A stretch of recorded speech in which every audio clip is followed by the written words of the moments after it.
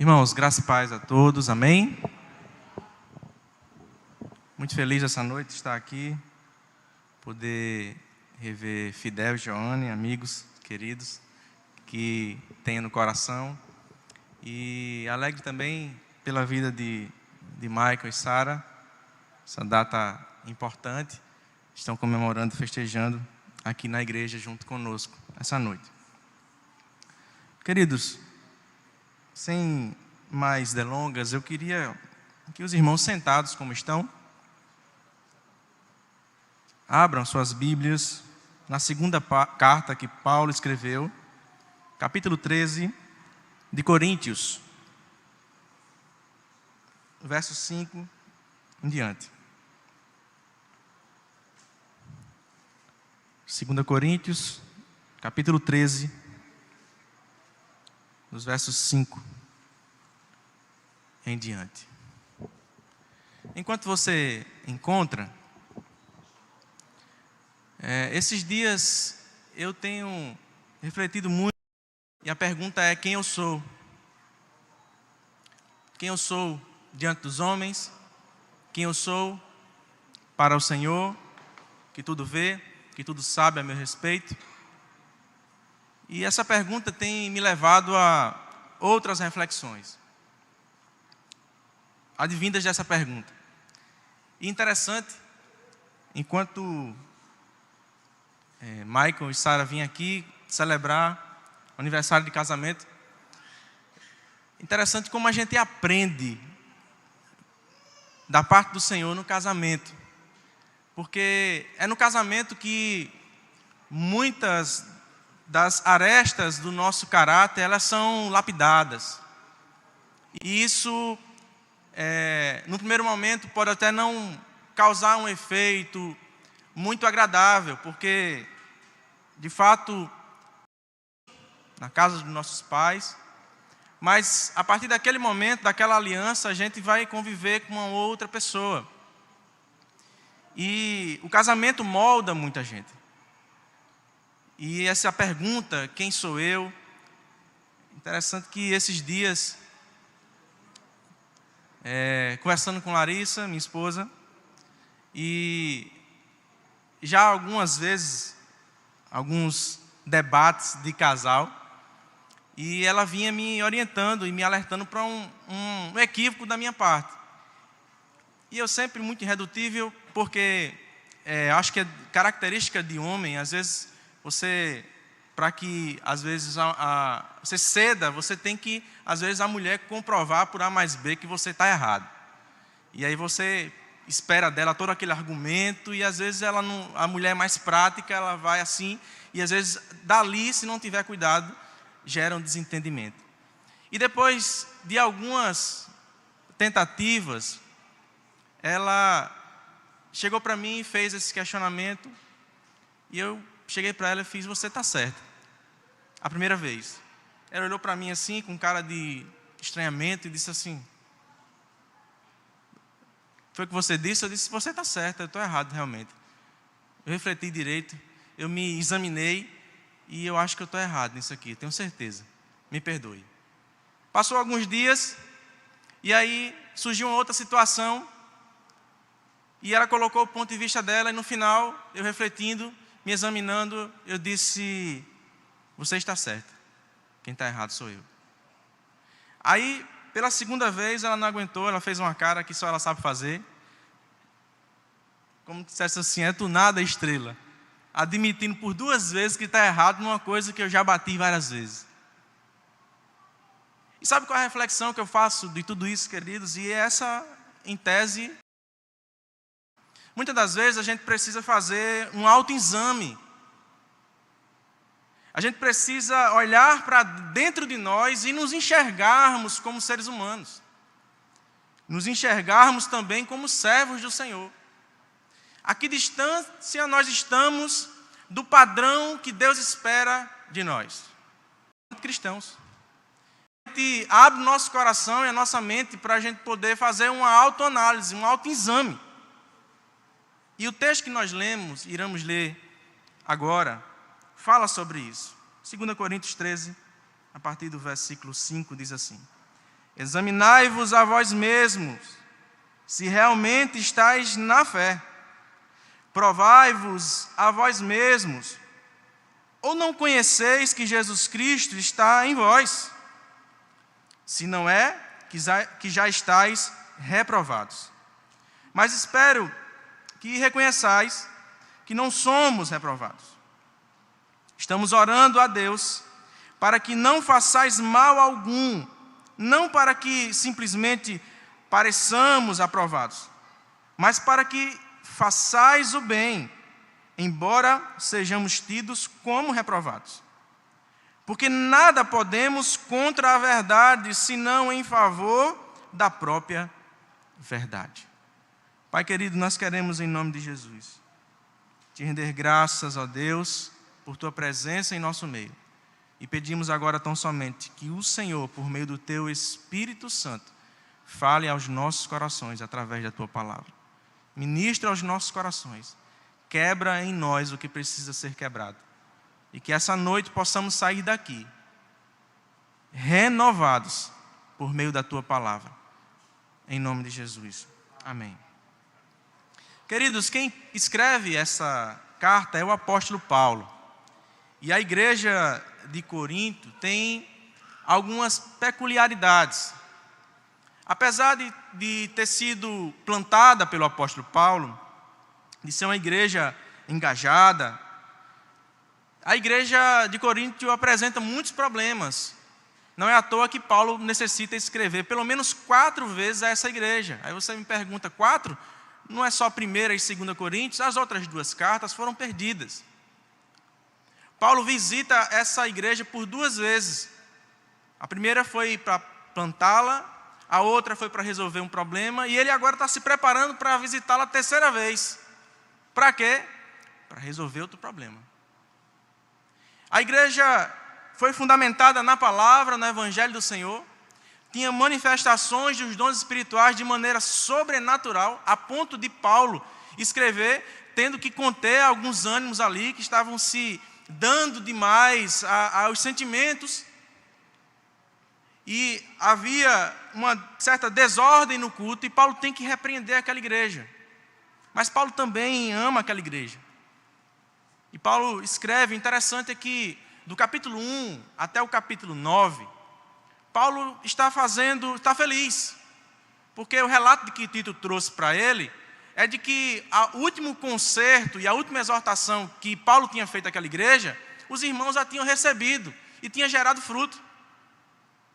Mas alguma coisa acontece, que do capítulo 10 em diante, Paulo começa a mudar o tom, e o tom de Paulo não fica muito amigável, porque alguns irmãos, no meio daquela igreja, tinham se levantado para questionar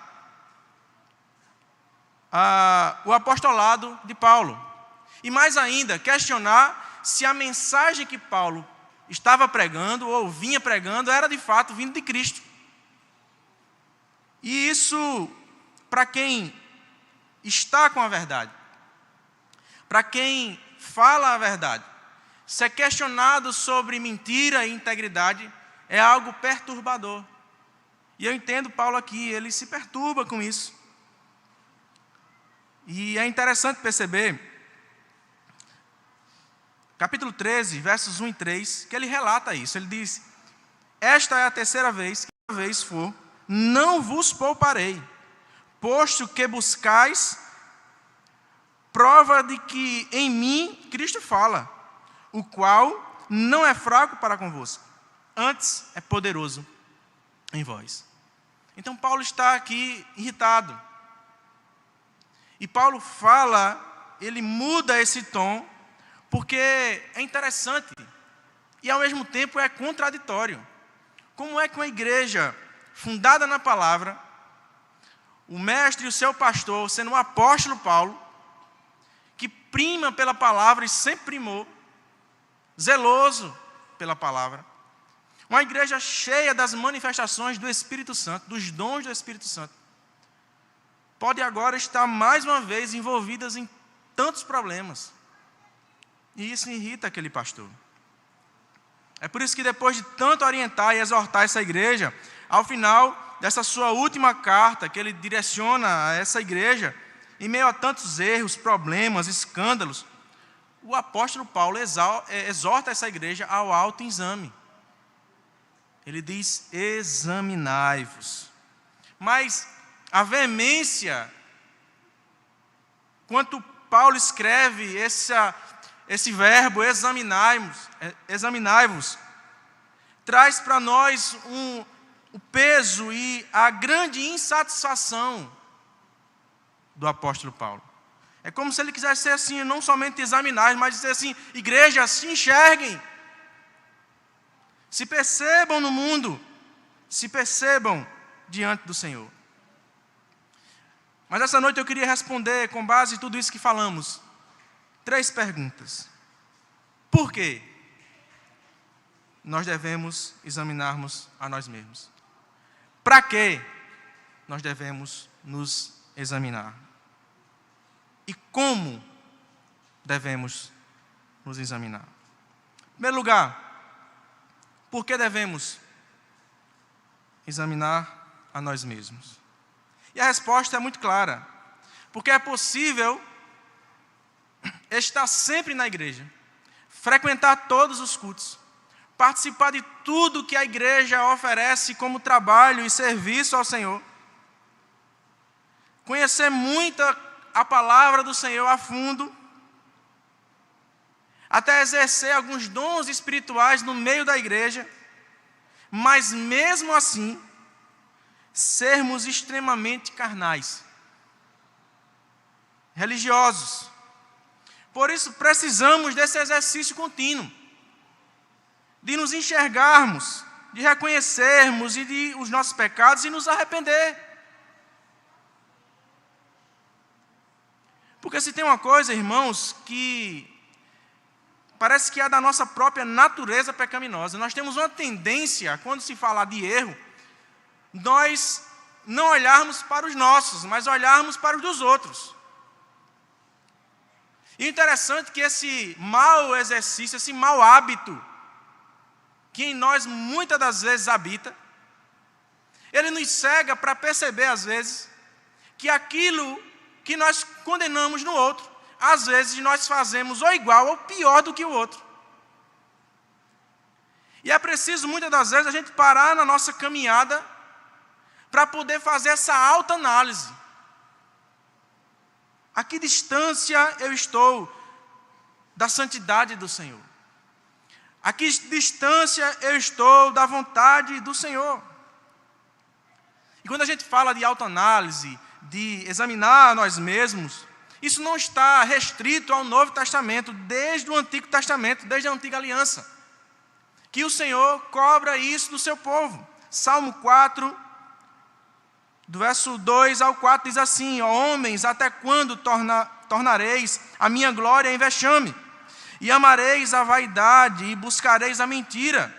Sabei, porém, que o Senhor distingue para si o piedoso. O Senhor me ouve quando eu clamo por ele. Irai-vos e não pequeis. Consultai no travesseiro o vosso coração e sossegai. O profeta Ageu também, capítulo 1, verso 5, diz assim: ora, pois, assim diz o Senhor dos exércitos, considerai os vossos caminhos.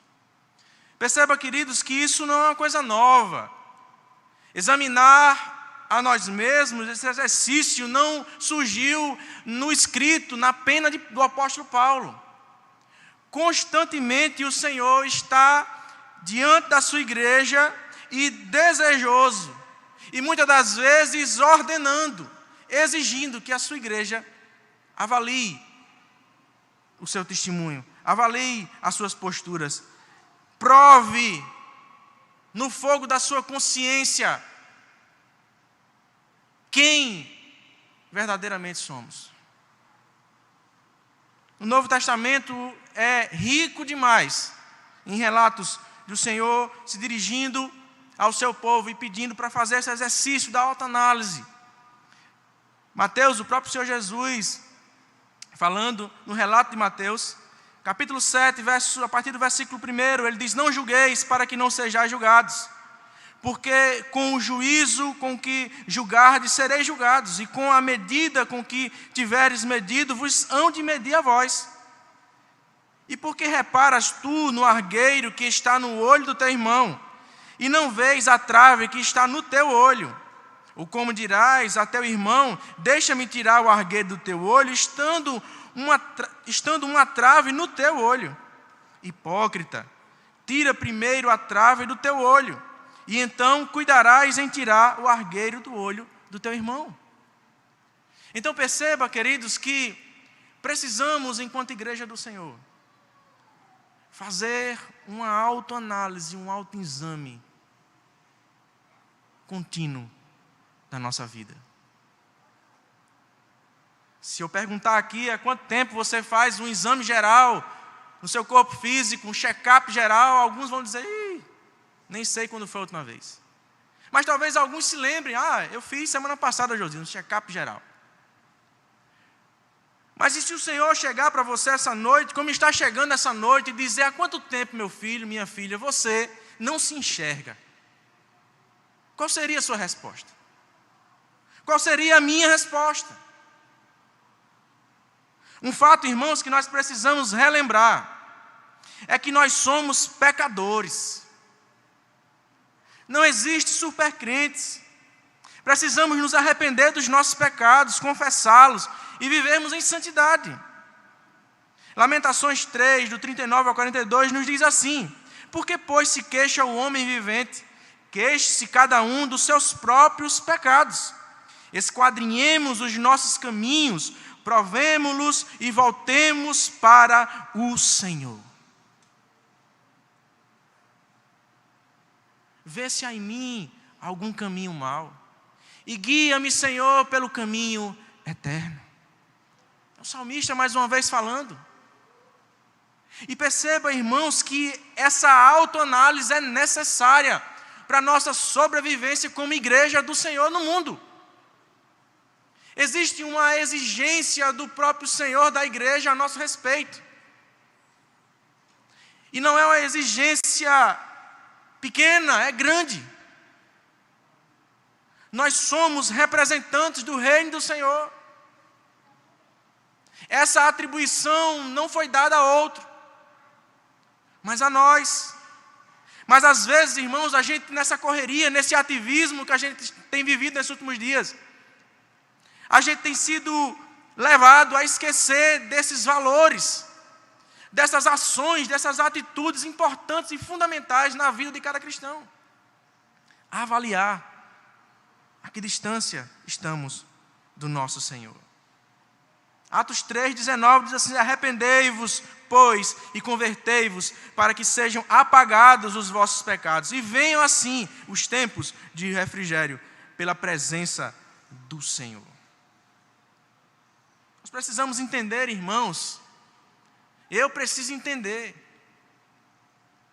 que eu não sou um super crente, eu não sou a bala que matou John Lennon.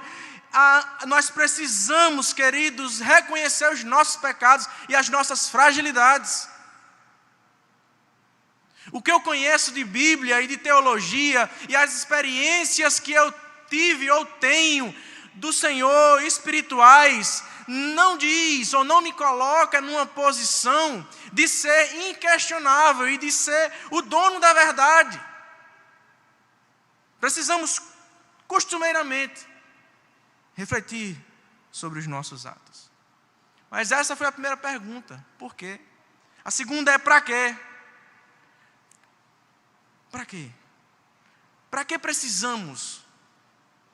Qual o motivo de precisarmos nos autoavaliarmos, nos enxergarmos, nos examinarmos? E a resposta também é simples: para provarmos se vivemos em conformidade com a palavra do Senhor. Acompanhe comigo, ainda no verso 5 do capítulo 3 de 2 Coríntios, quando diz, na parte B do versículo: examinai-vos a vós mesmos, se realmente estáis na fé. examinai-vos a vós mesmos, se realmente estáis na fé. Essa pergunta de Paulo também é muito intrigante. Porque Paulo aqui está questionando, está colocando esse questionamento, essa pergunta para aquela igreja. Porque as atitudes dela não condizem com alguém que foi alcançado pelo Evangelho do Senhor Jesus Cristo. E Paulo agora questiona essa igreja e diz: vocês realmente foram alcançados, de outras palavras, pelo Evangelho de Cristo, pelo Evangelho da graça? A palavra justa, poderosa, inerrante do Senhor, fiel e verdadeira, foi quem compungiu vocês, quem moldou o coração de vocês a irem em caminho, em direção a Cristo? Porque, irmãos, essa autoanálise, ela precisa passar por essa segunda pergunta também. Qual o sentido de a gente parar e costumeiramente, rotineiramente, avaliarmos as nossas atitudes como seres humanos e como servos do Senhor? E a resposta é essa: porque nós temos um modelo, nós temos um padrão, nós temos algo que é de fato regra de vivência, de prática para nós, e essa regra de fé e prática precisa ser observada pela igreja do Senhor nesses últimos dias. Salmo 17, dos versos 3 ao verso 5, fala de forma belíssima. O salmista escreve dizendo: sonda-me o coração, de noite me visitas, prova-me no fogo, e iniquidade nenhuma encontras em mim. A minha boca não transgride quanto às ações dos homens, pela palavra dos teus lábios eu me tenho guardado dos caminhos do violento. Os meus passos se afizeram às tuas veredas, os meus pés andam e não se resvelam. Perceba aqui que o salmista faz esse exercício. Ele olha para dentro dele, ele avalia, e ele percebe que os homens que o cercam têm essa tendência de influência, de empurrá-lo para o errado, mas ele está firmado na verdade, na palavra.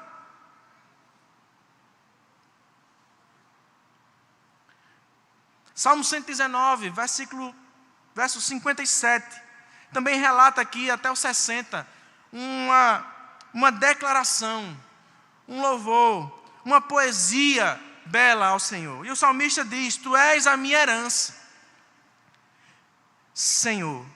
Prometi obedecer às tuas palavras, de todo o coração suplico a tua graça.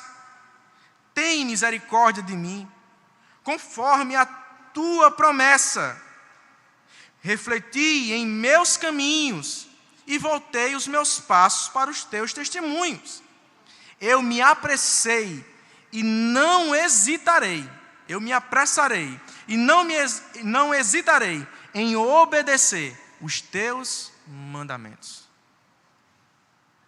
Perceba, queridos, que o zelo pela palavra do Senhor deve ser algo de fundamental importância na nossa vida. Precisamos fazer esse exercício constantemente. Precisamos comparar o que o Senhor descreveu na sua palavra como mandamento, como norma para a minha vida, para a minha existência, para a minha vivência.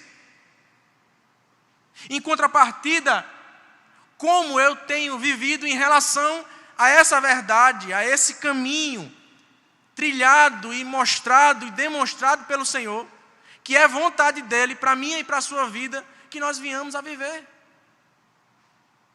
A palavra é, de fato, aquilo que deve nortear toda a nossa existência. É por isso que nós não podemos abandonar as Sagradas Escrituras. Nós precisamos considerá-la. Nós precisamos amá-la. Existe um salmo também, no Salmo 119, um verso, que o salmista diz mais ou menos assim: eu considero a tua lei, e eu as amo ardentemente. Isso parte de um coração, querido, que faz constantemente essa autoanálise, essa autorreflexão, e que descobre em si um profundo amor pelas Sagradas Escrituras. Na verdade, não é só alguém que acha interessante a palavra, que considera que a palavra até possa ter algumas verdades ali, algo que possa ser útil para a minha vida. Não. Mas quando ele diz, eu as amo ardentemente, ele está dizendo, em outras palavras, que a palavra, ele está dentro de si, a ponto de ele ser identificado pela própria palavra. Cartas vivas, como o Evangelho fala.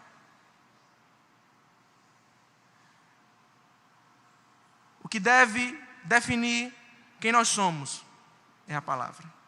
Por isso que a igreja do Senhor não pode se ausentar da palavra, do amor à palavra, da vivência da palavra, do zelo em ler a palavra.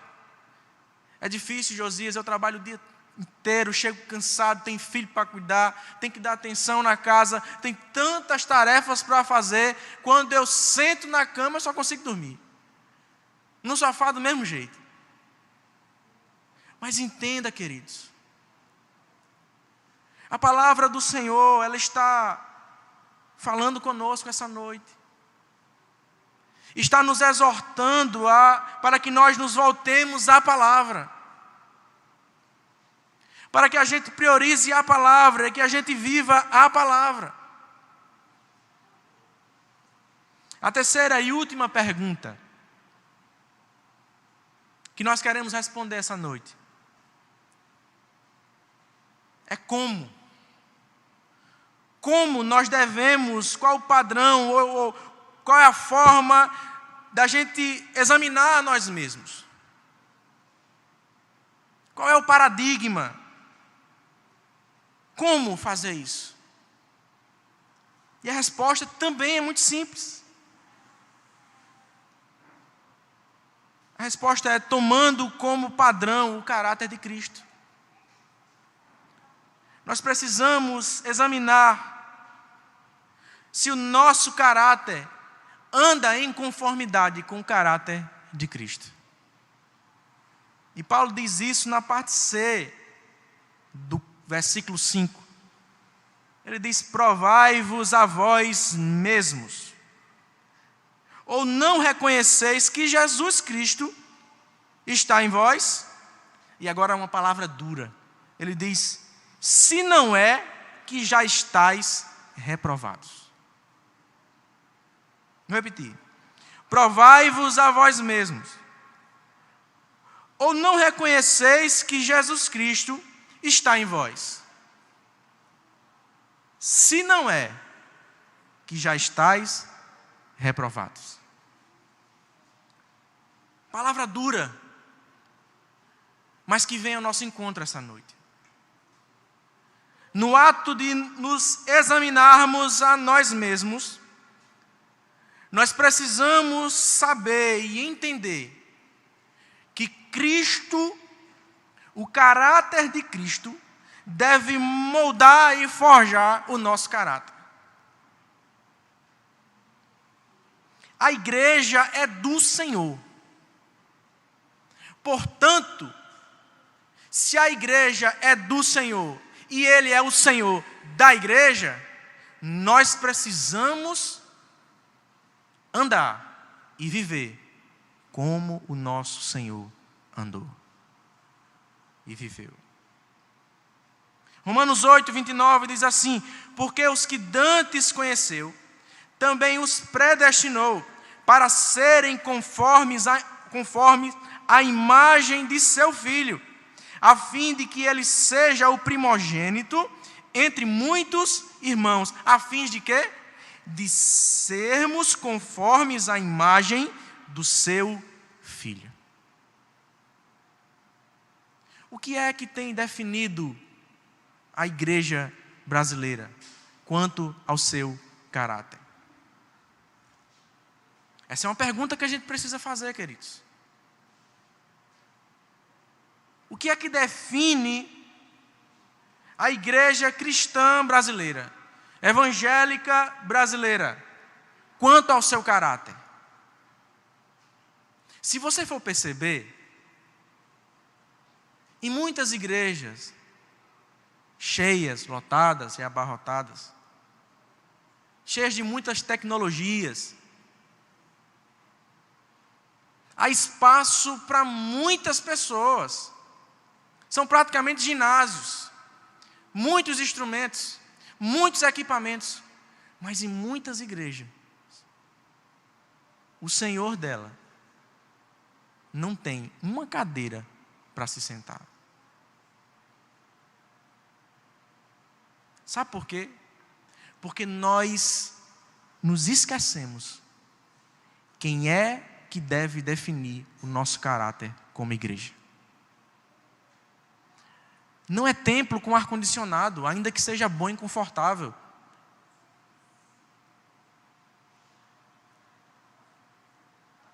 Não é um som muito caro e potente, instrumentos de marcas maravilhosas e caras. Não é isso, queridos. O que deve definir o caráter da igreja é o próprio Cristo e o seu caráter. A igreja é a igreja do Senhor, quanto mais ela caminhe para se parecer mais com o seu Senhor. Quem deve definir o caráter e o padrão da igreja não é o mundo, não são as novas tecnologias, nem redes sociais. Quem deve definir, e foi assim no passado, na igreja primitiva, e é assim até hoje, e até a vinda dele, quem define o caráter da igreja é o próprio Senhor da igreja, Jesus Cristo de Nazaré. Porque às vezes, irmãos, se a gente não fizer essa reflexão, faz como a gente tem visto de muito perto isso. Ei, quem é que vai tocar? Fulano, ixi, grupo tal. Quem é que vai pregar? Fulano tal. Não, vou nada. É onde? A igreja, o culto é onde? É o ar livre, massa. Mas tem quanta gente lá? Não, tem 5. Vixe, vou não. E é lá, a igreja que tu foi visitar é como? Não é grande, o templo é grande. Eu vou amanhã. Amanhã eu estou lá já. Vou levar minha carteira para lá, minha carta para lá e vou estar lá. Que é legal, é agradável, o pessoal me atende bem. É isso que define o nosso caráter como igreja. Ser confortável ao nosso bel prazer. Ou seja, é o padrão que se estabeleceu e que se criou uma cultura em cima, que é a igreja self-service. Ao gosto do freguês. Aí se as coisas não andam de acordo com isso, se o pastor de repente puxa a orelha um pouquinho mais da ovelha, vou nada. O pastor é grosso, eu vou para outra que o pastor tem um coração gigante. Daqui é ruinzinho que só. É isso que define, né?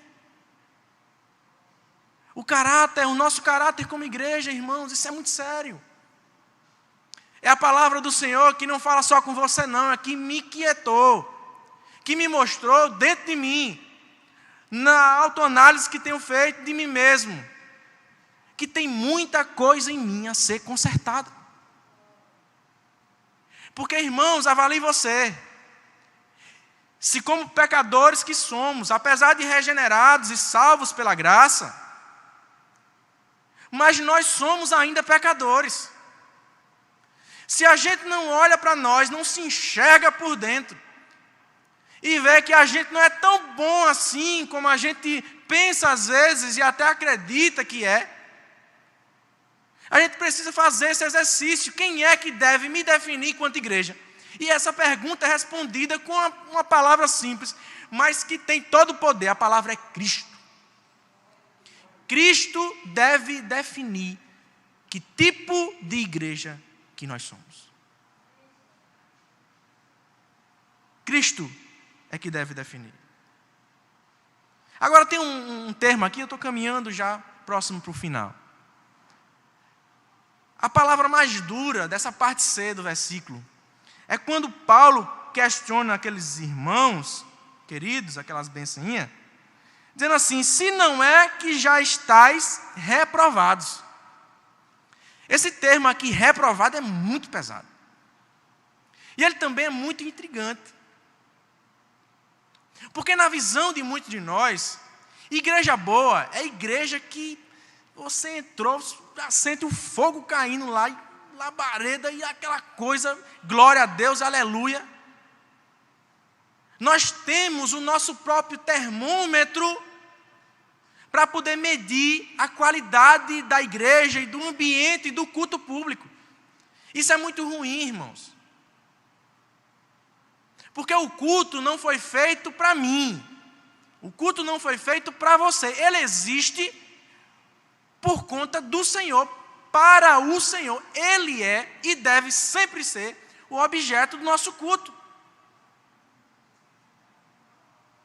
E aquela igreja tinha muitas manifestações de dons.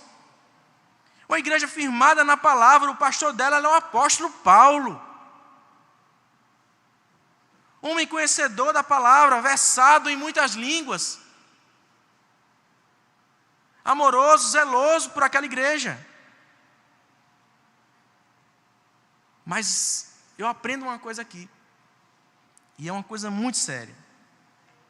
É possível que haja profecias no nosso meio.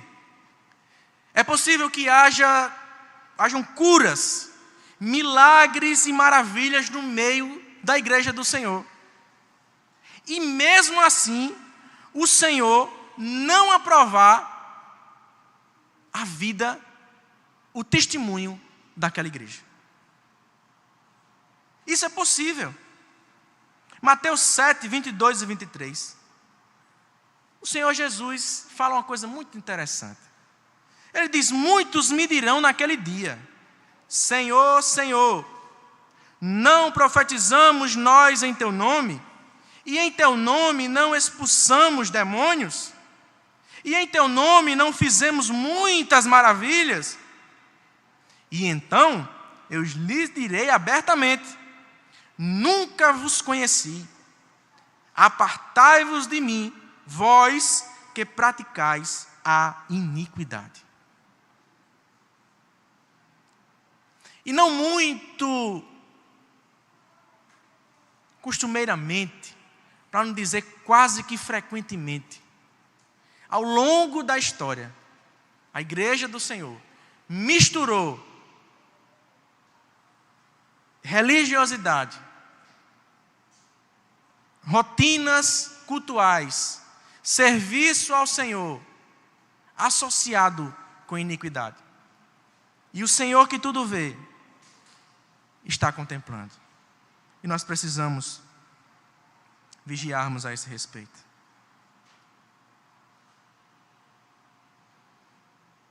Concluindo, irmãos,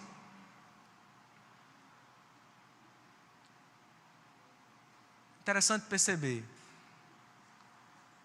quando Paulo fala no verso 8 do texto que lemos, ele diz uma palavra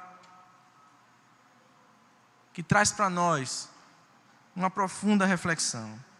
Ele diz: porque nada podemos contra a verdade, senão em favor da própria verdade.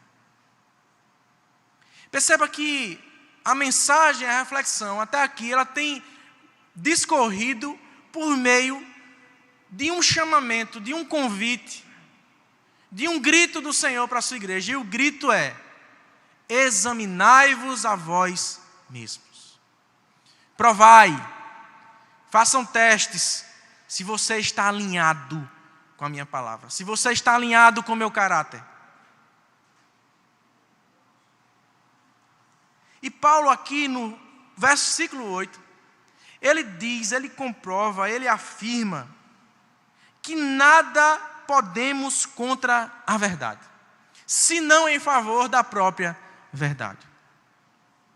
Sabe o que é interessante, queridos? É que aos olhos do Senhor, tudo, ainda que você julgue, mais escondido possível, que ninguém viu, que na hora só tinha você, Mas aos olhos do Senhor, nada foge o seu olhar. Nada foge da sua vista, do seu conhecimento. E Paulo fala isso porque o que Paulo tinha pregado e estava sendo questionado era a verdade. Paulo não tinha pregado coisa para poder agradar, encher linguiça da igreja e massagear o ego dos irmãos. Não. Paulo havia pregado simplesmente, puramente, a verdade do Evangelho do Senhor.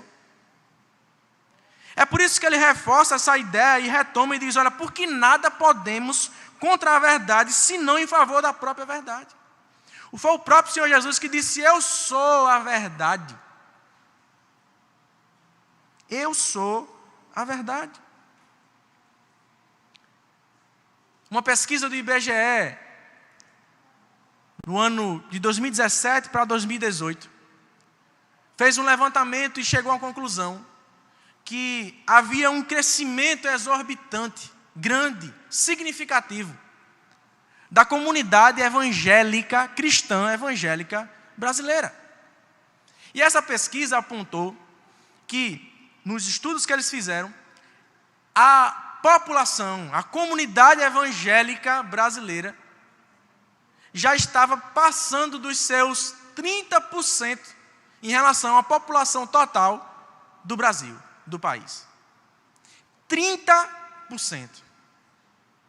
Aí você diz assim, isso aí é um avivamento maravilhoso? É uma coisa tremenda, 30%. Só de evangélicos, cristãos evangélicos. Mas irmãos, como nada podemos contra a verdade, a não ser em favor da própria verdade, o que nós temos visto no Brasil nesses últimos anos condiz com essa pesquisa? Corrupção, violência, crimes, prostituição, ódio. Recentemente, vendo nos noticiários, eu fiquei chocado, faz 1 mês, 2 meses mais ou menos. No Hospital do Valentina chegou uma criança, se não me falha a memória, de 2 anos de idade, é 1 ano e pouco, que havia sido estuprada e a criança morreu. Aí eu pergunto para você, podemos continuar como igreja do Senhor sem fazer essa autoanálise? Sem nos enxergarmos no mundo, na nossa nação, a qual fomos plantados? Não podemos, irmãos. Tem alguma coisa errada. Tem alguma coisa errada. No lugar de erguermos o nome de Cristo como o único Senhor de nossas vidas e da nossa nação, nós temos muitos de nós, e eu digo isso com muita tristeza, muitos de nós, de 2018 para cá, têm elegido no seu coração outro Messias.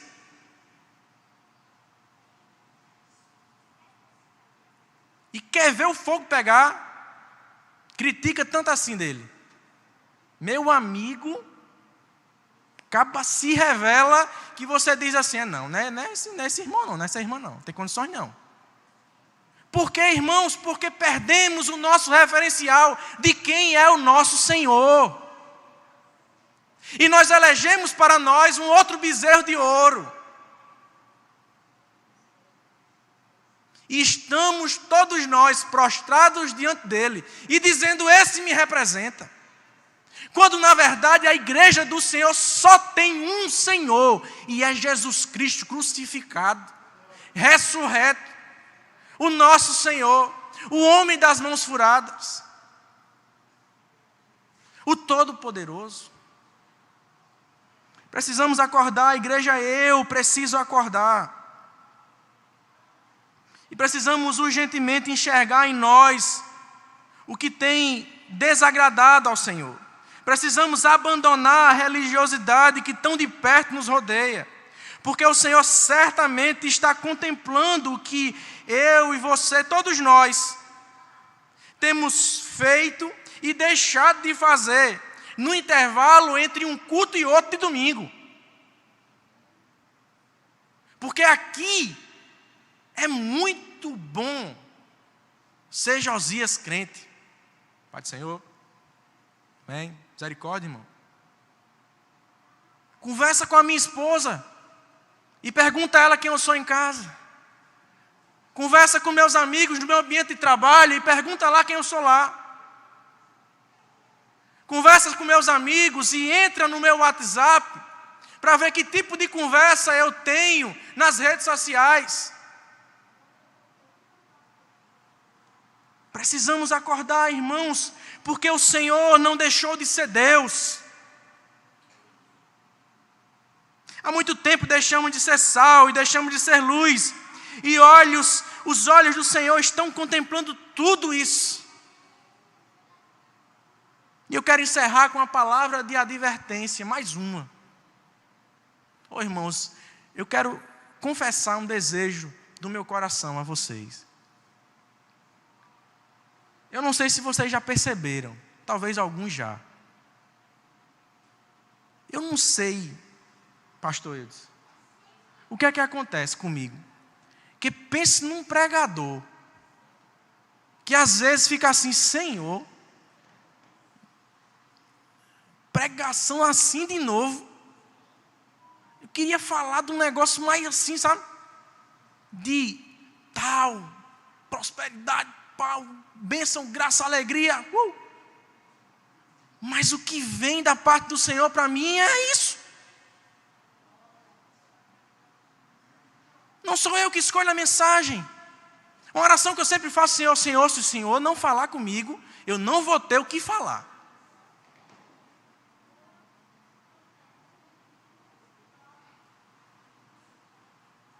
E a advertência final é essa. Apocalipse, capítulo 2, do verso 1 ao verso 5, diz assim. Ao anjo da igreja em Éfeso escrevo: estas são as palavras daquele que tem as 7 estrelas em sua mão direita e anda entre os 7 candelabros de ouro. Conheço as tuas obras, o seu trabalho árduo e a sua perseverança. Sei que você, minha igreja, não pode tolerar homens maus, que pôs à prova os que dizem ser apóstolos, mas não são, e descobriu que eles eram impostores. Você, minha igreja, tem até preservado e suportado sofrimentos por causa do meu nome, e não tem desfalecido. Contra você, porém, tenho isto: que você abandonou o seu primeiro amor. Lembre-se de onde você caiu. Arrependa-se e pratique as boas obras. As obras tais que foram praticadas no princípio, na origem, quando no fervor da conversão. Se não, se vocês não se arrependerem, virei a você e tirarei o seu candelabro do seu lugar. Queridos, a coroa da igreja é Cristo Jesus. O caráter que a igreja deve ter é o de Cristo Jesus. O testemunho que nós devemos dar é o testemunho de Cristo Jesus. Quem deve definir quem nós somos é Cristo Jesus. A pedra fundamental da igreja é Cristo Jesus. O manual de fé e prática é o Evangelho de Cristo Jesus. Sem mim, igreja, nada podeis fazer, diz o Senhor.